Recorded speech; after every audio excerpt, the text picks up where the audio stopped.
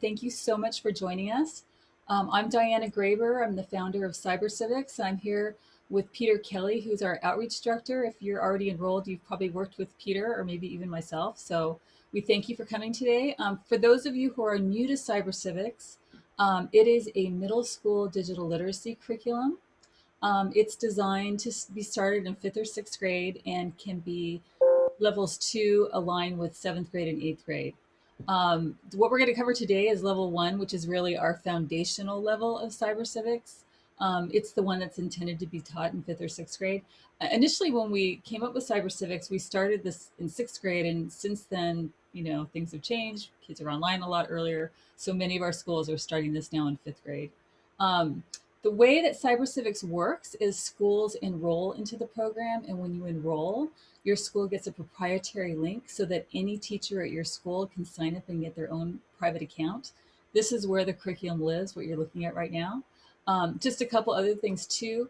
The program was founded at a charter school, public charter Waldorf school in Southern California called Journey School 11 years ago. Hard for me to believe that. I've been teaching it myself for that many years. And since then, it's now being taught in schools in 48 US states. And I believe we're in seven other countries now, Peter. Is that Nine correct? countries. I'm sorry. 9 countries. Nine countries. So it's growing fast and we're really proud of it. I think where we're different from a lot of other curriculums is it's very comprehensive, thus the three levels that are very different. And it really scaffolds skills. So you'll see as we go along, it starts very simplistically. And as the kids gain that knowledge, we build upon it. So this really complex digital world starts making sense. So without further ado, I took a quick look at the chat box. Peter's going to actually be buying the chat box. So as I go through, if you have questions, Peter's going to interrupt me and ask them. So it pertains to what I'm talking about. All right. So you're looking at the landing page here. When a school enrolls, again, as I said earlier, any teacher can open their own private account. When they do so, you'll see this curriculum page. So this is all the resources that you need to teach level one.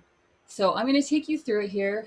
The very first thing is our essential reading. So you open that up, and it's really just a short introduction to cyber civics. It tells you how the program works and how to access your materials.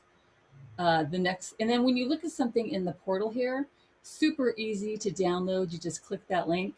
If you prefer to read it in the portal, just go full screen. Very easy to read. The next thing you'll find on here is our guide. A lot of, well, this really happened during COVID. A lot of schools decided to have their families teach it at home. So we made a guide specifically for that purpose. Also, we have a lot of homeschool groups using cyber civics, and this guide tells them how to adapt the course to a smaller group of students, anywhere from 1 to 10.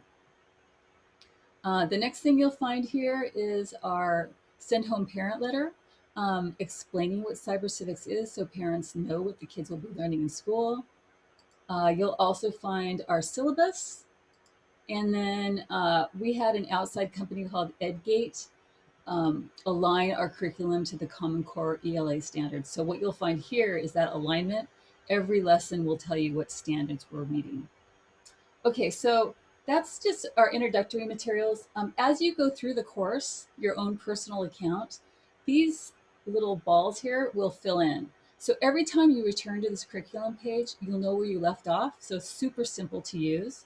After the introductory materials, you'll find a student assessment. This is a pre and post assessment some schools choose to give to find out what the kids know going in and how much they learned coming out. All right, so every level is broken down into units. This is our very first unit, so I'm going to show you how it works. It's called Becoming a Detective. So every unit starts with a teacher guide, and the teacher guide is super short. It's never more than 2 pages long, and it basically tells you what to expect, what's coming up in the lesson.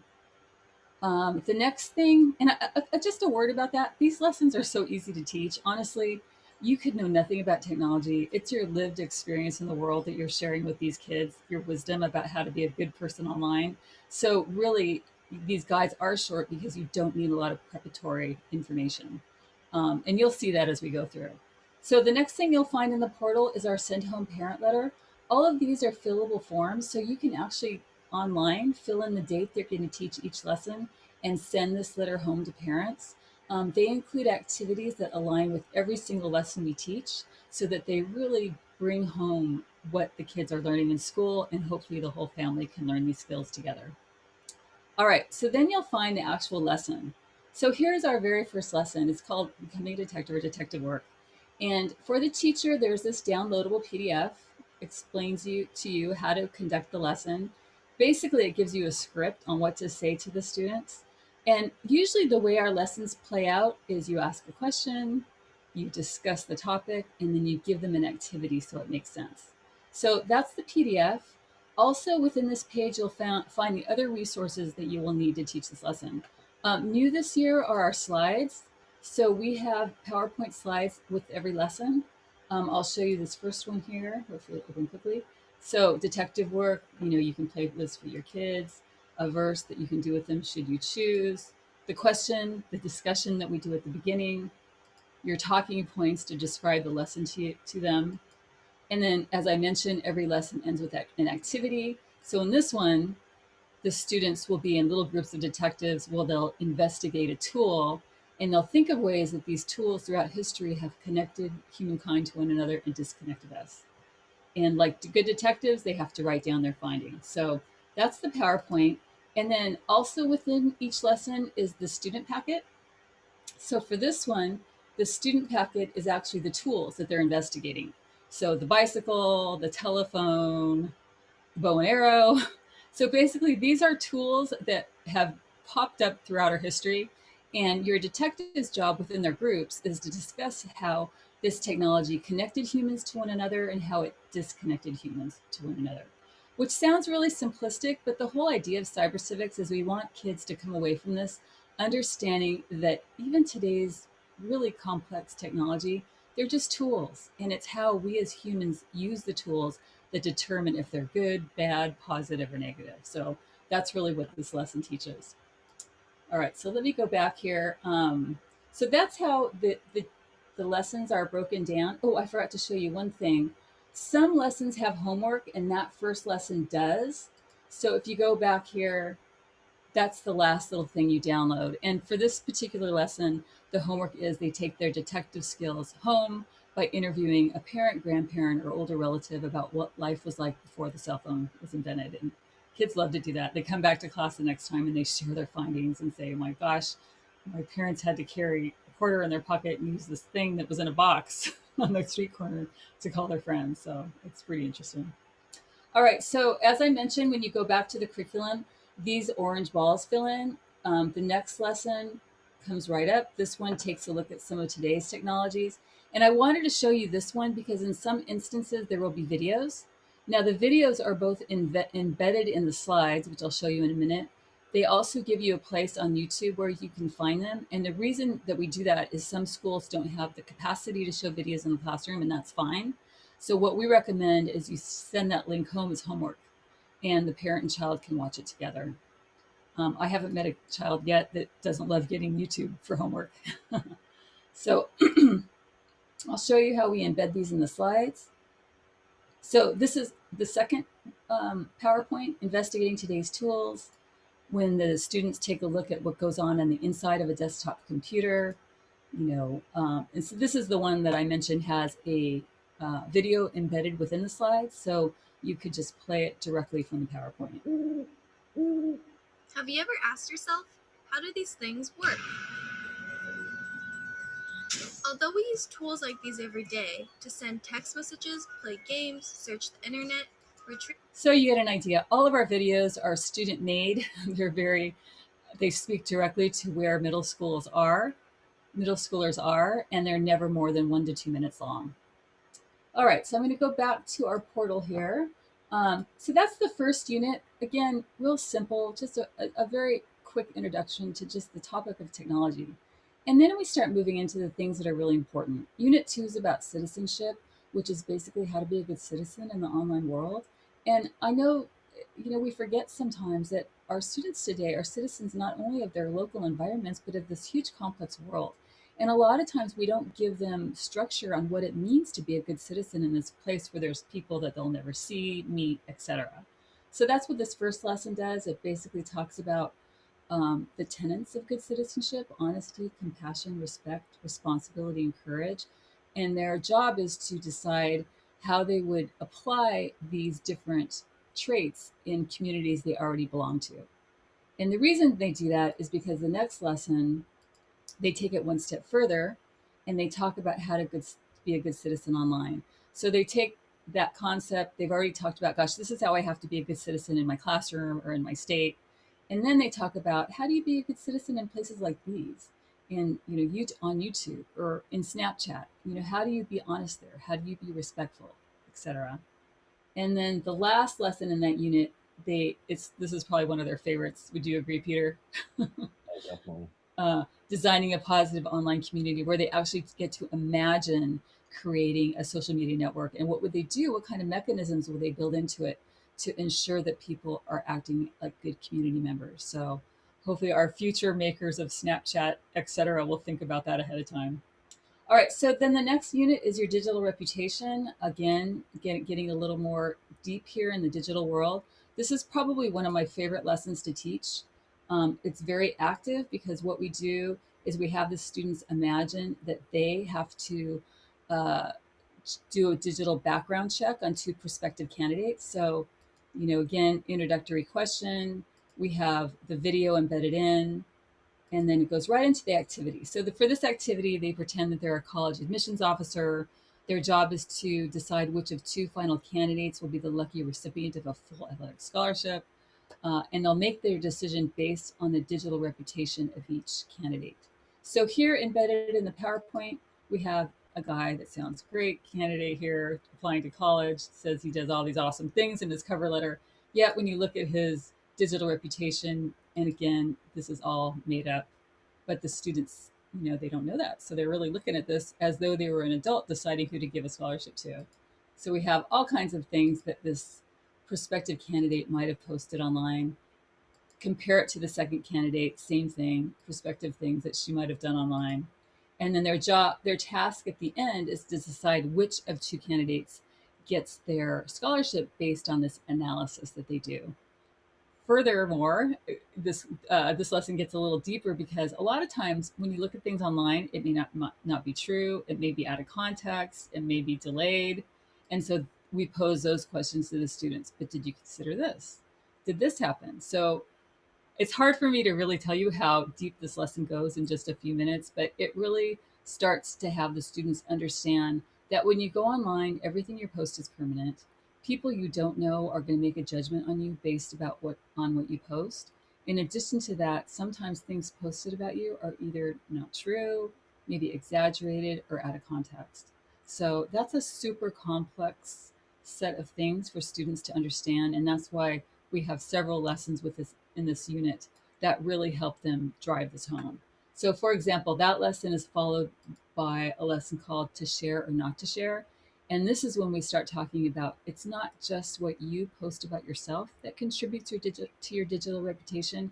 It's what your friends post about you, your parents post about you, and what you post about others. So, again, this is stuff that's so important for kids just starting to use the internet to understand. And what I love about this is they practice these skills offline in the classroom amongst their peers and really try to work it out in their heads so that they hopefully make any mistakes ahead of time and not online where the mistakes are permanent in public. All right, so our next unit is ethical thinking. This one takes a look at actual scenarios that happen online and helps students think through the possible consequences. Really fun lessons here because they are actual real life stories that we share with the students and we ask them how they would act in this situation. Couple really important lessons in this unit is how to communicate online. We forget that most of the communication that kids do today is via their digital tools. And just like we learned to write a traditional letter when we were young, students today need to be taught how to write things online. So I'll give you an example. Let's see if this will pop up for me. So we talk about, how to avoid misunderstandings online, general guidelines for writing online communications, texting norms. I love this. that awkward moment when you have to give someone that email address you made at age 9. So that's another thing, is choosing email addresses that aren't going to embarrass you as you start applying for jobs or college, etc. All right, so then our next unit is probably our longest, cyberbullying and digital drama. This is a really important unit because most kids today, I think it's something like 90% will see cyberbullying online, and a very small percentage know what to do when they see it. So we actually take them through a series of lessons here to help them understand that. Our first two lessons are really about building empathy for others online, that even though you don't know them personally, there's a real person with real feelings behind everything that happens online. So we really come at this from an empathetic viewpoint. And then we give them, specific knowledge. What is cyberbullying? What is digital drama? What's the difference between the two and what to do when you see it? Um, and then as I mentioned, like every lesson has an activity. Our activities are really varied. Sometimes they make a skit, sometimes they draw something. In this instance, they draw something. For example, they learn what an upstander is, and their job is to complete a cartoon been pre-drawn for them and to draw an upstander in the situation. So we really try to make every lesson unique and creative so that the kids enjoy them and look forward to them, but really learn something. And then our final unit is called Identity and Privacy. And this is about how kids are so excited to post things online, especially when they first open a social media account. And, they're anxious to share so much with the world, but they have to start learning about what personal information to keep private. And so that's what this unit is all about. Um, and it kind of builds upon skills here. Who am I online? And also about what you post online really reflects, as we mentioned earlier, upon your digital reputation. So this is a really important lesson because data is showing us that cyberbullying is a serious issue, but in the last 2 years, hate speech has become a lot more serious than cyberbullying. So for this lesson, we talk about hate speech, which is hate directed at people because of a community they belong to, race, religion, gender. And so like I said, every activity is different. This one they do what you probably remember as a Mad Lib, fill in the blanks, but it gives them a way to think about how they would address hate speech they might see online. And then the last lesson I'm going to show you is my favorite. Let me see if I can go back here. Oh, let's see. Uh, okay, so the last two in the privacy and identity is about choosing appropriate bio pictures and appropriate bios when you have an online profile.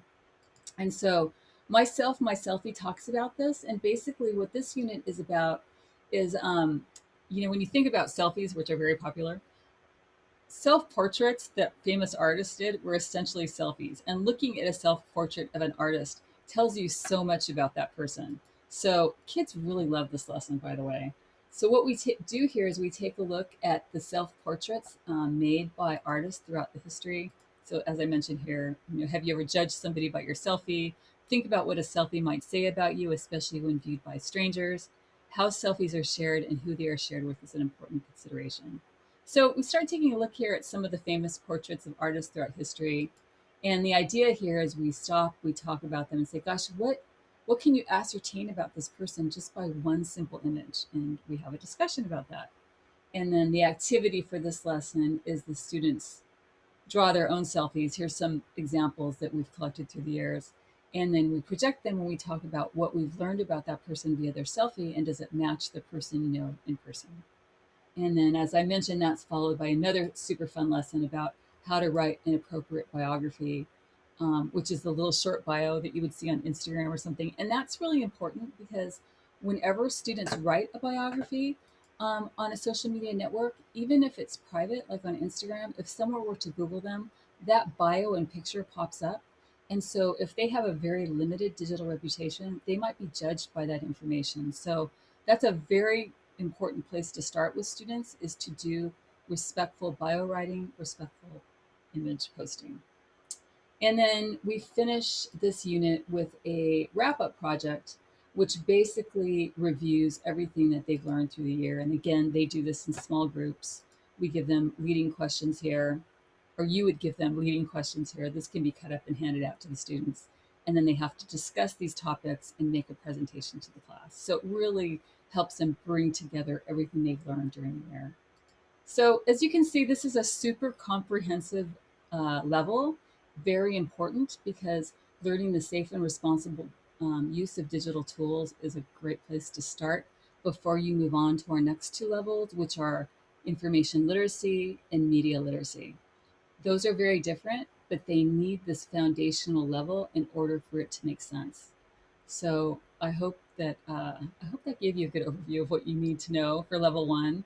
And I'm going to turn it over now to Peter because I see there might be some questions in the chat box. Can you tell me what I should address? Yeah, somebody just asked what the time frames are for delivering this to their students. How long it takes?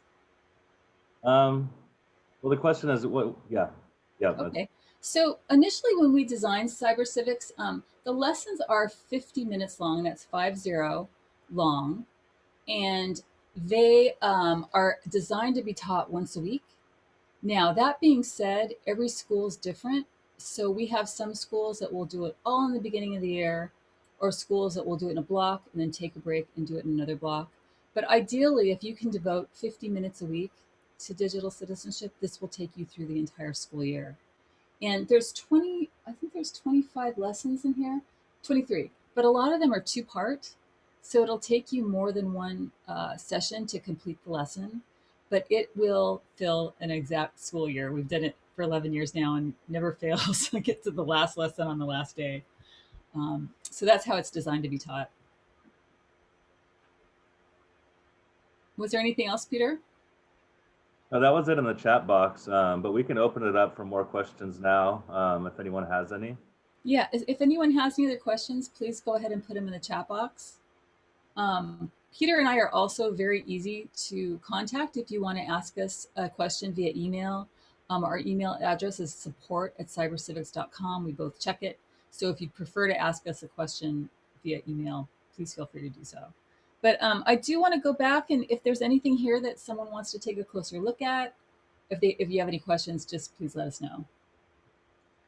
Peter, is there anything I forgot that you'd like to mention? No, the Janet just asked the question that I was gonna mention the time frame, and I like to say it's comprehensive enough to stand alone, like Diana said, as a 1 week lesson throughout the school year. But it's also flexible enough to supplement what you may already be using as far as digital citizenship, or if you don't have time to devote to one lesson a week, you can pull lessons throughout the year. There's a lot of different ways that you can put these lessons into your day. Right. And the other thing I wanted to say is what the feedback we were getting is that a lot of times schools were using this in lieu of their ELA classes.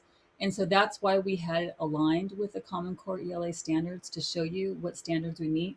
Because within these lessons, there's a lot of reading, discussion, writing.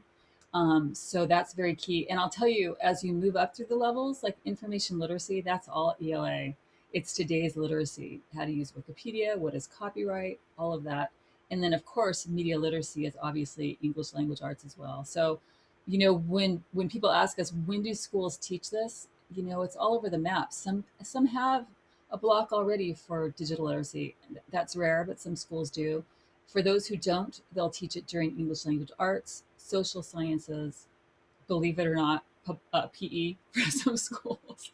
So it really depends on your certain situation.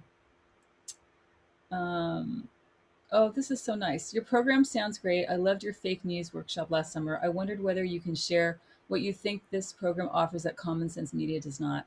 So that's a great question. On our website, if you go under curriculum, we did a comparison between us and the Common Sense Media curriculum, and also Google's Be Internet Awesome curriculum. And here's where we're different. So Common Sense, it's a great free curriculum online, absolutely wonderful, but it's not as comprehensive. So what they do is they address, I think it's 6 different topics, everything from fake news, personal information, that kind of stuff. But they only have one lesson per topic per year. So I think when they get to middle school, they're giving you like 6 lessons a year, which is great. But it's not, in our view, this needs to be dealt with more comprehensively. And also, I feel like kids need to be on top of this because We know middle school students use digital media more than they sleep or do anything else, right? It's really a part of their world. So it needs to be addressed consistently because issues are going to come up all the time in the classroom, whether it's cyberbullying or sexting or whatever. And this gives you a place to address those issues. In addition to that, it's complex. I tell you, like you've got to understand, your digital reputation before you start talking about personal information and privacy, before you start understanding being filtered information, before you understand something in media literacy. And so that's why we, love the comprehensiveness of this, that it addresses all those issues in a way that makes sense to students. So I'm definitely not going to say anything like those other curriculums are great if that's all the time you have. Google's Be Internet Awesome is designed for second to sixth grade. So a lot of times when schools ask us what to do before cyber civics, I will direct them to that curriculum because that's also a good place to start. Let's see. Was there anything else in there, Peter, that I missed? Somebody just had a question about how they get the lessons, and I told them that they can email me for pricing, and I can also give you some free sample lessons. That's just my email at peter@cybercivics.com. Right. And we also have a pilot program. If you're on the fence about this, you can try our mini version of this and see if it works for your school. And as far as pricing, it's really based on number of students in your school. So we make it super affordable for every size school. And as I mentioned, we have a lot of homeschool groups using it too. And it's very affordable for them as well.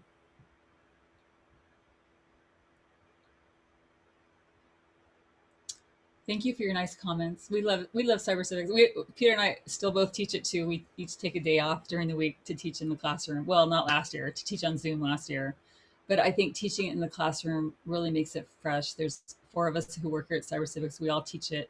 So we really live it and get to get the wonderful feedback from students to improve the program every year. And that's probably the last thing I will share with you is we completely update the program every single year.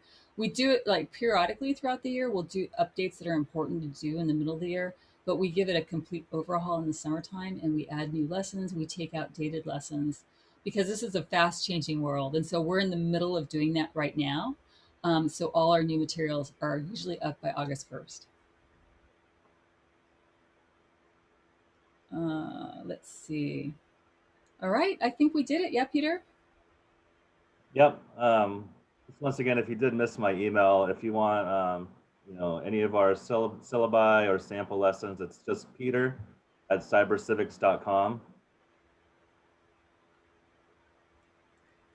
I'm just going to write down, somebody had a direct question.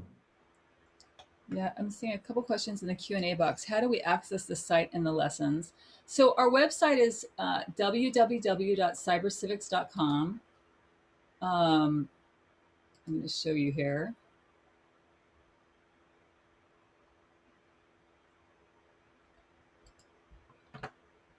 I'm looking in the Q&A box too. There's some questions in there as well, Peter. Oh.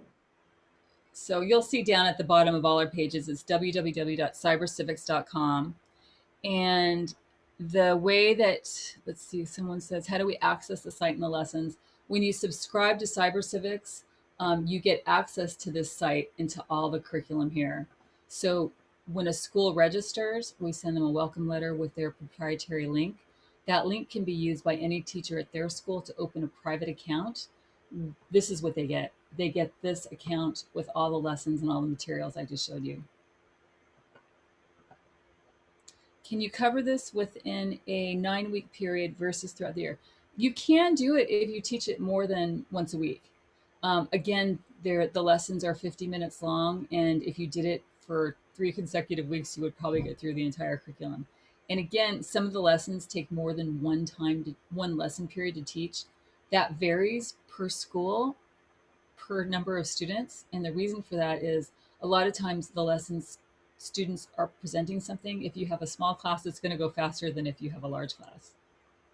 We also have recommended essential lessons for each level, whereas if you did not have enough time to teach the 25 lessons in each level, we go through and highlight which lessons are the most important, where you can still teach them in a sequential way, so it'll still make sense. But if you just don't have enough time, we work with schools hand in hand too So if you don't have time, we can work with you on what lessons are best to teach.